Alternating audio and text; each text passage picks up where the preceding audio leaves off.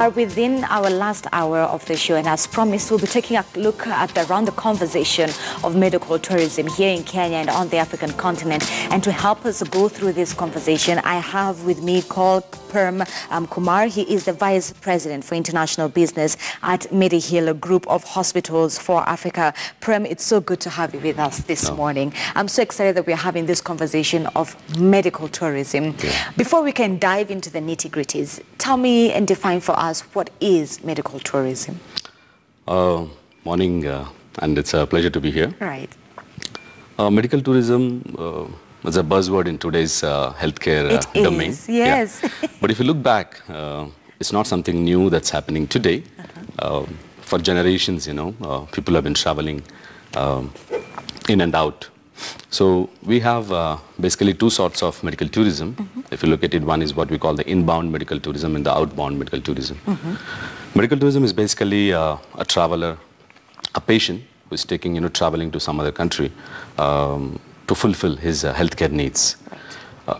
It could be for various reasons, Let's say when a person traveling from Western world, it's not because, there is no healthcare facility, but it could be that the waiting period to get some procedure done is a bit longer. Right? Or it could be pretty expensive. Right? So there are multiple reasons why people do travel, either because of non-availability, right, or because of the finances. It's very expensive, they cannot afford in that particular country, or the waiting period is too long. So these are the various reasons for which it makes people to travel. So that becomes by and large medical tourism, but there is a huge amount of things that are involved in it, and this ecosystem that is being built around it. That's what is the medical tourism all about. Yeah. And we've been doing this for the longest time, ever since perhaps humanity was created. Medical tourism, where you travel from one place to another for medical purposes. We've just now come to terms with that popularity and that name. All right, then paint for me perhaps the global market scenario for medical tourism before we can even narrow it down to Kenya and Africa. If you look at the global scenario today, we will look at two parts. One is about the statistical data, how things are evolving, and then the dominant players who are there in the global medical tourism market. If you look at the market today, they say the statistics estimated that about 11 million patients across the world travel in and out for various healthcare needs. Then we also divulge into what are the specialties where usually patients do travel. It's also estimated the market to be around $100 billion market, global market, $100 billion. Yeah, with 25% of the growth rate year on year. And then it says about 3 to 4% of the patient population actually travels, for their healthcare needs somewhere else, apart from their own country. So these are the global statistics which have been estimated by many studies. And if you look at it, the dominant players in this market are, if you have to take top 5 to 8 countries, like US, UK, India, Thailand, Brazil, so South Korea. So these are the major countries which are actually driving this. South Korea is part on the list? Oh, yeah. Oh, wow. South Korea, especially people go for organ transplant like liver and things like that. A lot of Chinese and Japanese and that part of the world. So usually what happens is, if you look at the people who travel, it's accessibility. I mean, of course, affordability is also one of the dominant things, but accessibility is also one of the very important things. So if you look at the geography-wise, like for example, you take an example for India, the majority of the population, the people who travel, like from Bangladesh, Afghanistan, Pakistan, which are very, very nearby, like, Myanmar, right? If you look at the Kenya, also the same scenario, like, if you look at Kenya, which has been attracting patients from, let's say, South Sudan, Burundi, Uganda, all these countries. So proximity, accessibility is an important an aspect in the medical tourism. So that's why, to come back to the question, South Korea, yes, they do attract a lot of patients from that part of the region. So what I'm also understanding is that you will find perhaps certain countries give certain answers to medical problems. South Korea, you said, is quite big when it comes to liver transplants. So India is also quite popular. A lot of Kenyans go to India for cancer treatment from what we see in the news. Yeah. Brazil, what do people perhaps go to Brazil when it comes to medical treatment? Brazil is more to do with the cosmetics.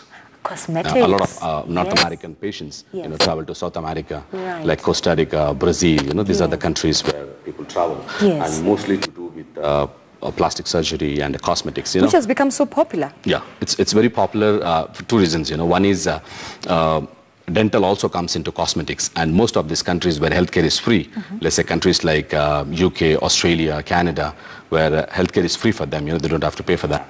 But then dental comes under cosmetics, so people do travel for dental reasons, for the for dental complications. So that also classified into cosmetics.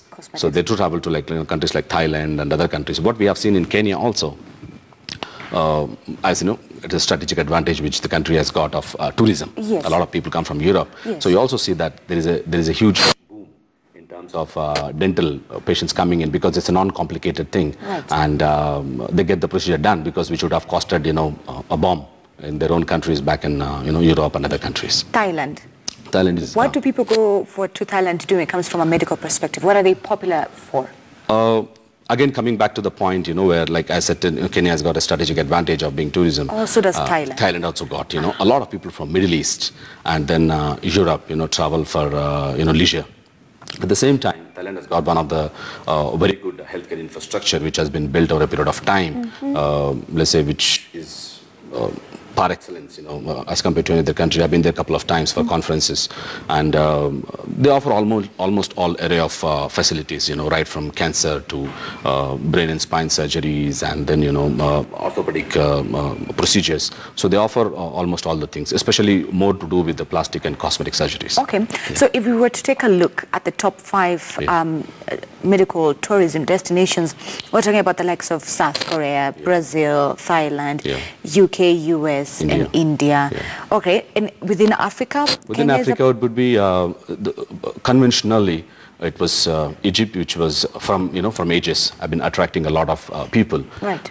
In today's era of technology, if you look at 3-4 countries which are dominating the medical tourism domain, it's of course Egypt is there, and then South Africa, and Kenya is also as an emerging destination for the healthcare needs for people, especially in Africa, followed by Morocco. So Morocco is also a good destination where people travel, mainly attract patients from Middle East.